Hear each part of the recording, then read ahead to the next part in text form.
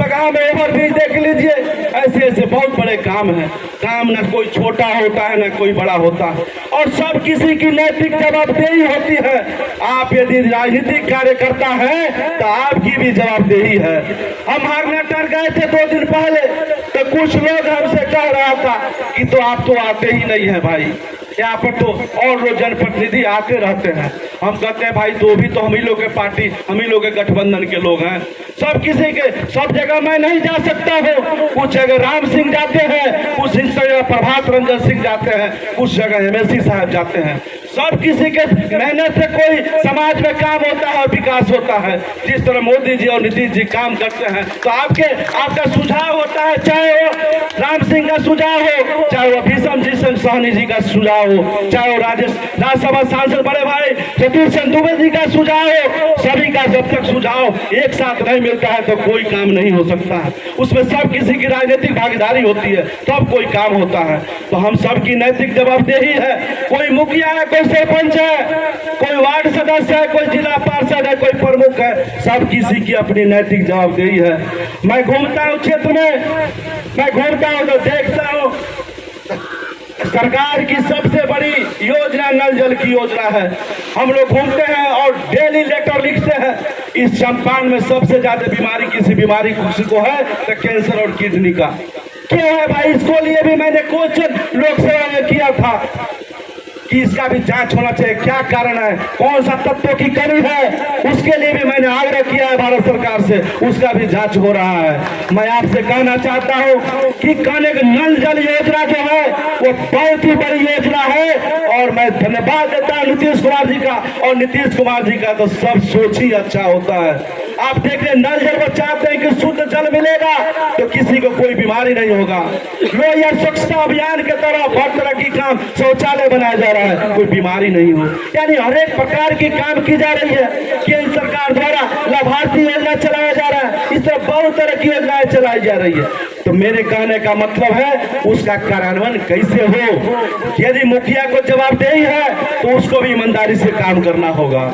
Ward सदस्य है तो उसको भी जवाबदेही से काम करना होगा। कोई विधायक हो, कोई राज्यसभा सांसद है, कोई MLC है, तो सब किसी का जोड़ से तो अभी हम मोदी जी और नीतीश जी के मोह सोच को आगे बढ़ा सकेंगे। कोई अकेले नहीं कर सकता है।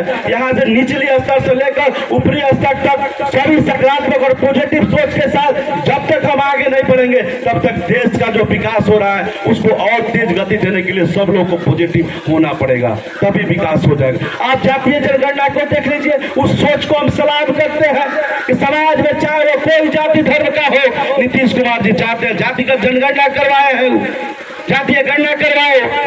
उस गणना से क्या फायदा है भाई? हर एक प्रकार की योजना 18 साल में उन्होंने किया है, लेकिन उनके भी दिल में सोच में है अभी बहुत लोग छूटे हुए हैं। यानी कहने के बाद हम सांसद आप काम करते हैं, हमारी भी एक सोच होनी चाहिए कि हम जो काम कर रहे हैं उसमें भी कुछ छूट रहा है, उसको हमेशा हमको पुनरीक्षण करना चाहिए, तब उसको आगे हम बढ़ पाएंगे, उसको सोच को आगे बढ़ा पाएंगे। तो कहने का मतलब है कि जो जिस क्षेत्र में रहे उस क्षेत्र में काम करना है। दूसरी बात हम कहेंगे, बहुत लोग कहता है कि सांसद जी घूमते नहीं है भाई, समय कम मिला उसके लिए हम माफी चाहते हैं यदि किसी को, लेकिन एक बात जरूर कहेंगे, मेरे विचार से किसी को ठेस नहीं पहुंच सकता है, इतनी मैं दावा करता हूं। मैं किसी को फंसाने का काम आज तक नहीं करता हूं। तो आदमी की लड़ाई में किसी को मैं फंसाने का काम नहीं कर सकता हूं, क्योंकि मेरे संस्कार मेरे खून में है कि मैंने किसी को फंसाने का, क्योंकि समाज के सभी लोग हैं, कोई पंचायती कर, कोई समाज का व्यक्ति आता है, कोई आता है, मैं कोशिश करता हूं कि मैं उसको बैठा कर को सुलझाने का प्रयास करता हूं। वहां का स्थानीय सरपंच को मैं फोन करता हूं और उसके जवाबदेही को मैं याद दिलाता हूं कि तुम भाई काम करो, तुम दोनों का पक्ष को बैठाइए आप और दोनों पक्ष को बैठा कर सॉल्व करने का प्रयास करिए। यानी कहने का मतलब सब लोग काम करेगा तभी इस देश के जो मोदी जी का जो सोच है 2047 तक भारत को विकसित राष्ट्र बनाने का, तभी हम कर पाएंगे। नीतीश कुमार जी का जो सोच है, पहले बिहारी को अपमान कराता था बाहर, लेकिन आज जो है नीतीश कुमार जी के चलते हमारा सम्मान और गौरव बढ़ा है। मोदी जी के चलते पूरे विश्व में जो है हमारा सम्मान और गौरव बढ़ा है। तो आइए हम सब प्रण ले, हमारे से जो गलती है उसके लिए मैं माफी मांगता हूं और आग्रह करता हूं, यदि 2024 में यदि आप मौका मुझे देते हैं तो ईमानदारी से इस कोर्ट माई के प्रांगण में कहता हूं कि मैं चंपारण और बिहार के सम्मान को कभी झुकने नहीं दूंगा। और नीतीश कुमार जी और नरेंद्र मोदी जी के सोच को झुकने नहीं दूंगा। और एक बात और कहेंगे, सतीश चंद्र दुबे जी के सम्मान को कभी ठेस पहुंचने नहीं दूंगा, राम सिंह के सम्मान को कभी ठेस पहुंचने नहीं दूंगा, और भी शमशानी जी के सम्मान को कभी फूटने नहीं दूंगा। इतना मैं दावा जरूर करता हूं, कभी भी मैं नहीं कर दूंगा।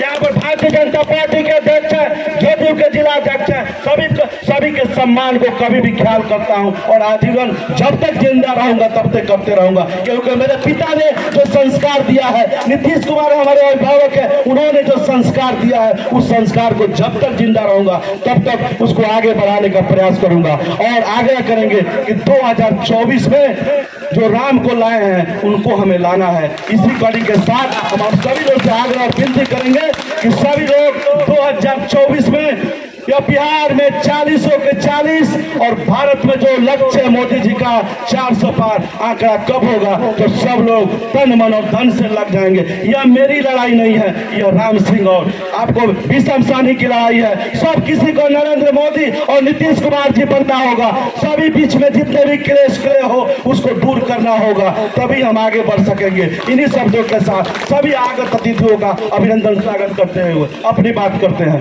तो दूसरी बात कहेंगे, 3 मई को मेरा नॉमिनेशन है। सभी लोग से सागर निवेदन है, उस नामांकन समारोह में उपस्थित होकर के हम लोग मजबूती का परिचय दें और मोदी जी और नीतीश जी के हाथों को मजबूत करें। इन्हीं शब्दों के साथ बहुत बहुत धन्यवाद।